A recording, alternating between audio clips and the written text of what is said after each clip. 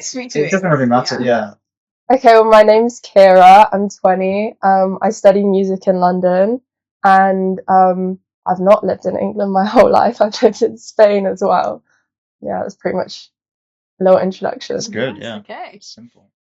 Are you ready? I'm so ready. James, hit us with the first one. First question. So, what is your greatest passion in life, would you say? Just anything. I feel like there is just like one resounding answer for me, and I really did try and have like a long think about it. And I was like, is there anything else that I feel passionate about on the same scale? And there just isn't. Like there isn't. It's just music. Yeah. Like for me, it's just my whole life revolves around it. Like all of my friends, like they're all into music in some way, like, or even like as much as I am, and it's so nice to like share that. Yeah. Like everything, the first thing I think about in the morning, the last thing I think about at night is music. Oh. So when did you start like learning to play instruments? How many instruments do you play? What like sort of made you want to start not just listening to music, but also making music? Well, I started learning to play the guitar because when I lived in Spain, my mum bought my dad like a classical guitar. Yeah. He never touched that thing. But like, when we came back to England, my mum, her thing was always like, if you're at a house party, you should be able to pick up a guitar. I was like, I'm never doing that. But also, yeah, so she put me in guitar lessons in primary school. Yeah. I hated it. Like, I hated it. Yeah. So I was being forced to play music that I didn't care about really at that time. Like, it was just not something I was interested in. But at the same time, I had like singing lessons as well, and that carried on for like a few years. It kind of took me not being able to like play the guitar or like sing or like do that to realize how much I wanted it and like needed it. So I remember in my first year of university, I was studying computer science. It was not for me. It was not for me. But I remember the halls that I was in, the walls were so thin, like so thin that you could hear someone like cough or like anything. Like you could hear everything they were doing, and I just felt like I couldn't pick up my guitar. I had it with me, but I couldn't pick up my guitar and play anything. Yeah. Like I couldn't sing. I couldn't do anything because you could hear everything. I didn't want to bother anyone. And like even the times where I did pick it up and like venture into trying to do anything, I was just like I feel like I'm bothering everyone. The whole of your acting. I couldn't. Yeah. And it was just like I remember I would come home every 2 weeks. Like I would fly home because I went to university in Belfast for a year. I would fly home every 2 weeks and I would look forward to it for so long because when I was home, obviously I wanted to like come home anyways, but when I was home, I was actually able to like do what I wanted and like play guitar and like sing and stuff. And it was like so good. And that's, I think, when I really realized like that's what I always want to be doing. If that makes sense. So you mentioned that you did computer science in Belfast for a year. Yeah. So what did you stay doing that, or what happened? What happened after that? Well, I did computer science in A level and GCSE, and I did really enjoy it then. But in first year of university, it was A-level content again, and that was my third year doing it by that point, because in A-level, the way they taught it was they taught all the content in year 12, revised it in year 13, and then first year uni was also A-level content. And I think I realised by that point, I was like, I know this like the back of my hand at this point, and I don't like it. Like, I still don't like it, even when I find it really easy, which is like, usually if I find something easy, it makes me like it more. I still hated it. I was like, I just cannot imagine myself doing this every day as like a job. And I remember in December, I think, of that first year of uni, so I'd only been there like 2 months, I was already searching up courses at other universities. And I remember messaging my mum, and she was just like, wait it out until like after Christmas, go back in January and see how you feel. And when I came back in January, like I'd already felt like I'd kind of got in too deep, at least for that year. And it took me until after my exams and everything, my end of year exams, when I was at home and I had the opportunity to like play music every day, like all day, every day was just like music for me, like playing it, listening to it, talking about it, like everything, that I kind of realized I can't go back. Like I just cannot, like in my mind, it was just like not an option. Like it was actually just not an option.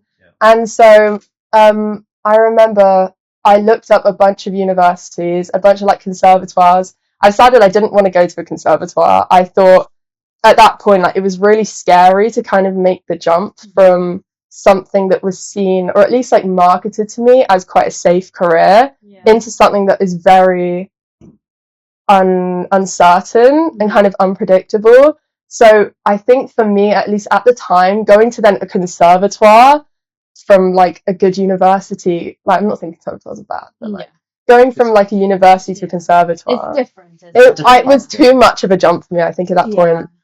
So I looked up a bunch of universities and I applied to a bunch of them, and when they replied to me, I got cold feet and I just didn't reply. Like, I remember Goldsmiths emailed me asking me to audition.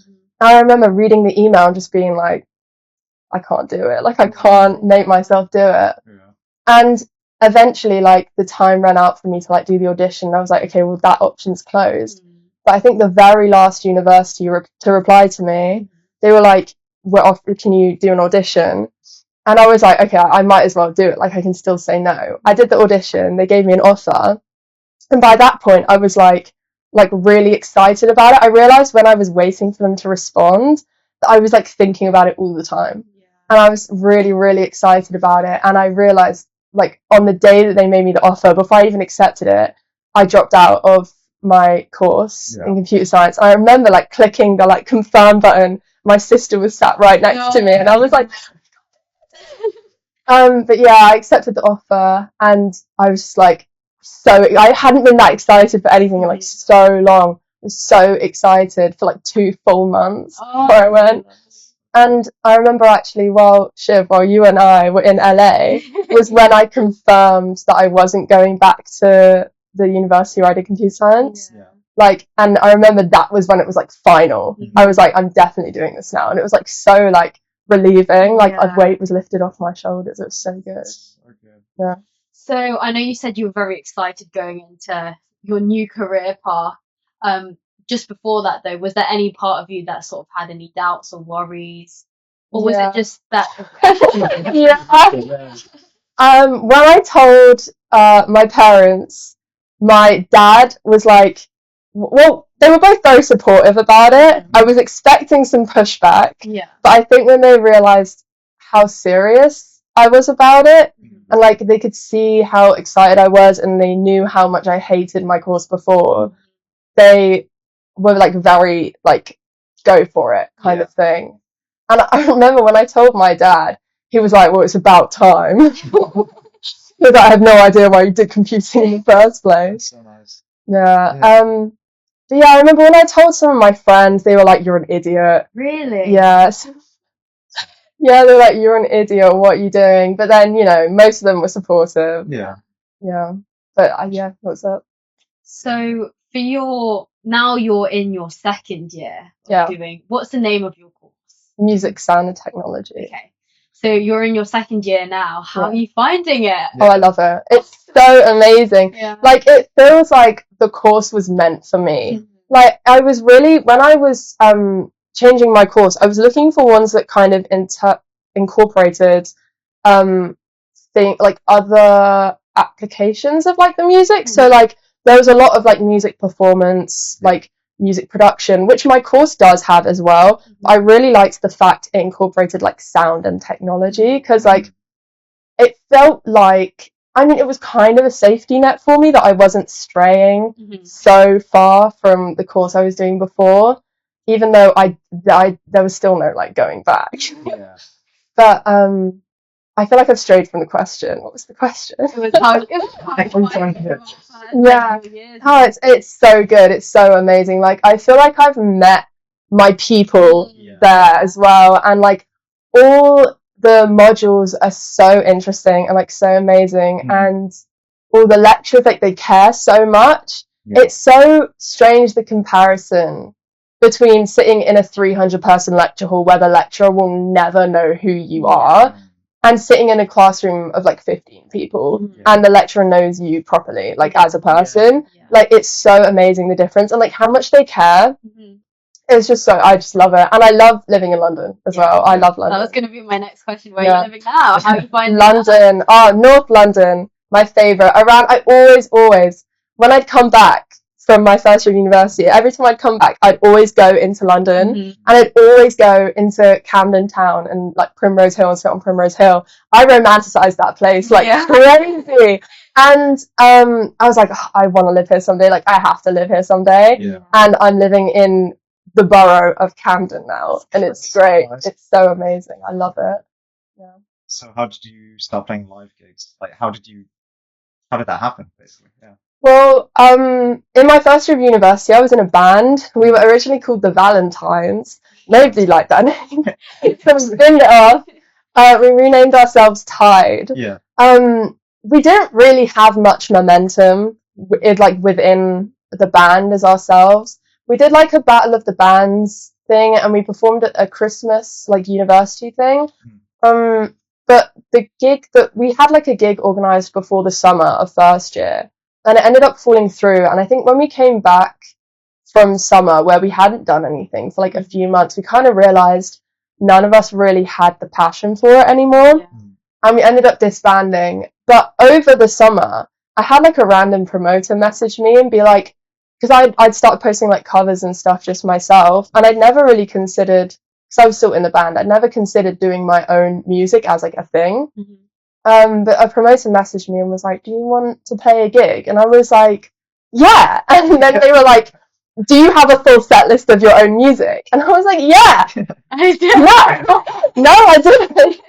So between them contacting me, I think like beginning of September, maybe very end of August, the gig was on the 18th of October. And in that time, I formed a band. I wrote, I think, like 8 songs, rehearsed them, and then we ended up performing them. And it was a brilliant gig. Yeah, Shiv was there. Shiv was there. Absolutely stunning. Yeah. I was very uncertain about whether I was going to pull it together, and I was very concerned about the fact I'd lied to the promoter.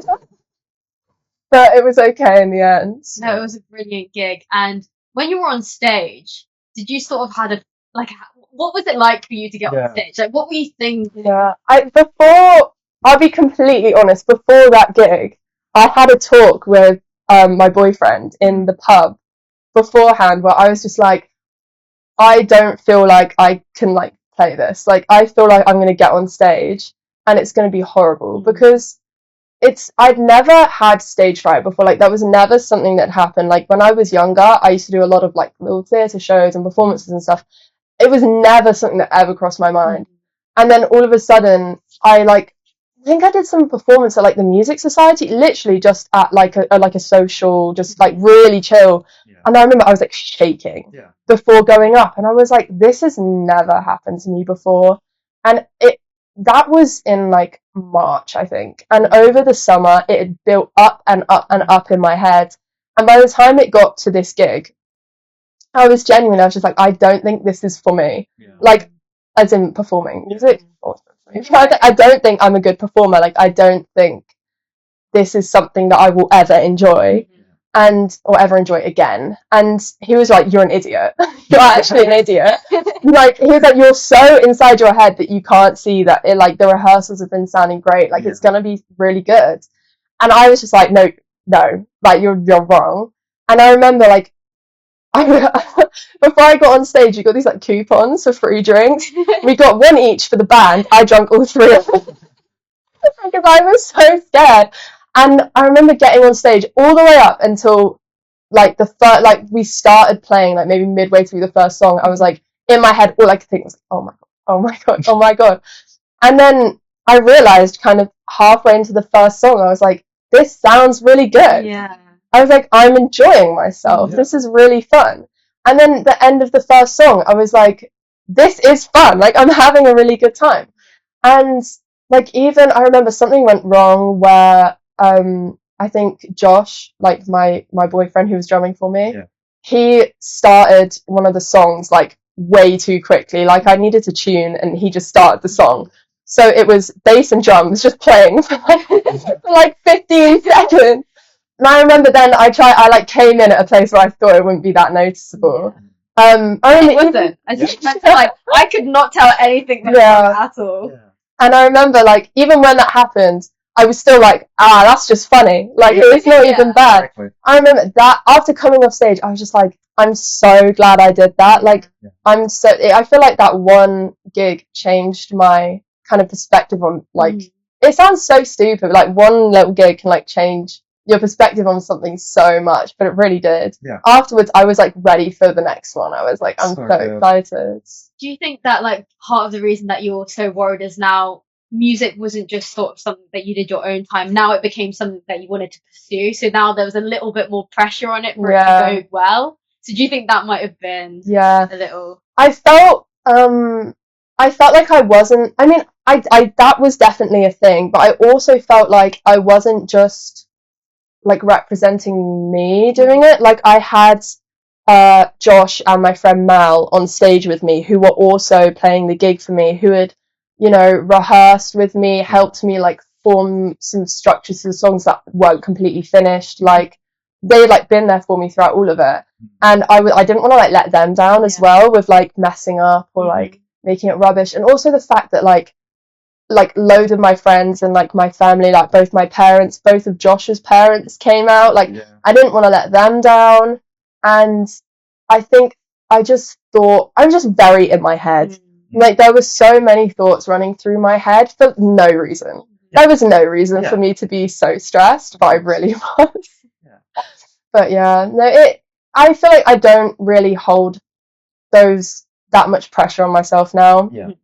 Because I feel like it kind of felt like I needed to prove to myself that I could do it. And then once I had, it kind of felt more, not easy sailing, but, like, a lot easier from then on, if that makes sense. Yeah, definitely. I think that's a good thing about collaboration. Like, initially it feels like you're gonna let people down. Like, you've got so much pressure, they've put in so much work, you've put in so much work.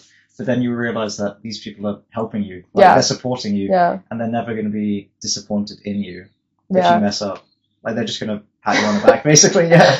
So it's good that you've got that, and you had that for that gig. Like, that was your first time. But so you said, like, music society at university. Have you done, like, smaller gigs before? Just, like, closed, like, not open to tickets or anything, just smaller stuff? I guess so. I mean, at our, like, music society, we have, like, meetings every week where it's kind of just, like, basically an open mic, where you can just come in, like, form a band in the session, like who knows the drums for this song, who knows this, and kind of play together like that, and it, like, comes together really quickly, and sometimes it sounds really good, sometimes it sounds shit, but most of the time, we've musicians in a room, most of the time they're going to come up with something great. And I think, I mean, that's probably, I don't think I've played anything that's, like, just, like, a closed little gig, apart from maybe, like, in, like, my friends', like, rooms, like, sometimes you pull out a guitar and stuff, but apart from that, I think that's probably it. Do you sort of have, like, when you pick up a guitar, like, maybe it's been, like, a few days since you've last done it, what is, like, your first song that you play, or, like, a riff that you play? Okay. I feel like everyone has one that they, like, straight away they start playing. This gonna sound really conceited, but it's just I check I can remember my own song. Okay. I'll pull it out and, like, play whatever I haven't written down yet, or play whatever I wrote most recently to check that I still have it. But after that, I always play the Weezer riff. I love that. It's like from Buddy Holly, where it's like do do do do do do do do do, like that one. Or sometimes I'll do Selfless by The Strokes, just because there's, like, one bit that always trips me up, and I always, like, work on it a little bit. And then I don't know, what else do I do? Oh, I do Message by Alex G, because it's the first thing that I learned, like, the whole, like, thing to, because, like, most of the song is just the intro, and I learned, like, that was the first thing I learned, like, the whole thing to. And then that's pretty much it. That's my go-to stuff, I think. Second question. Shall we go on to second question? Oh my god, that was the first. I know. You did great though. Oh, that was like half an hour. Was it actually? Oh my god, I'm such a waffler. No, sorry. It's so good. It's lovely talking to you. It's so interesting. It gets edited, so. Okay, so second question, Kiera. Mm-hmm. So obviously you've said that music is making music, listening to music, everything about music. Music is your whole life. That's your passion. Yeah. Is there anything that's sort of, what is like the biggest thing that's stopping you from sort of pursuing it to its fullest? Like just fully going into music. Right now? Yeah. Nothing. Like, I know in the future. Yeah. Money, time is a massive, massive thing. Money especially is like a major thing. Not even like money to promote yourself, but money to kind of like pay the bills, pay your rent while you're working towards things. It's like, or like even gigging. Like sometimes like a gig will be on a Tuesday afternoon. No, not a Tuesday afternoon. The sound check will be in the afternoon. You've got work, like if you're working a 9 to 5, you can't make that. Then you've got to do the gig in the evening, no sound check or anything, you know. But right now, I think it's something that I realized over summer is that there is nothing stopping me right now. Like my student loan pays my rent, you know. Like any extra money is mine to put into what I really love, and my time, I have so much time. Like, I work like a few times a week, like part-time work in a bar. That's nothing compared to like what it's going to be in a few years, you know. There's really nothing stopping me from putting all my effort into it. The only thing that is myself. The only thing that's like stopping me from really going for it is myself. So in terms of your university, do you not have like, I don't know how music university works. Like, do you have assignments and stuff to? We do, yeah. We do have sorry. No, I was just going to say, like, does that take up your time? Do you have to worry about that? Or is that just more fun, basically? I didn't even consider that, to be fair. It does take up. There are some assignments that take up a lot of time. Yeah. But the thing is with it is like, you can a lot of the time apply them to what you really want to do. So say like one that I've got due in January is for studio recording. It's, you need to mix a 5 to 10 minute song. Mix one of my own songs, you know, get it ready for release, which is like what I'm planning on doing. So it's like, it takes up time, but it's time that I would be using anyways for the exact same thing. You know, so it's not time wasted, it's just time being used. It's useful. It's very useful. So good. Yeah. Shall we do the okay, this is the surprise question. Tell her about it. No, I didn't. I didn't. No, I don't know what the surprise question is. It can be a surprise. It's a good surprise, So if you could like broadcast a message to the universe, kind of like a Batman signal in the sky that everyone could see, what would your message be? Like, it's just God is talking to everyone. I feel like the thing I preach the most, is it's never too late to like do something or change something or start something. That is literally what I say to like everybody. I'm like, well, actually, I did this. That's pretty much what I say. I say that.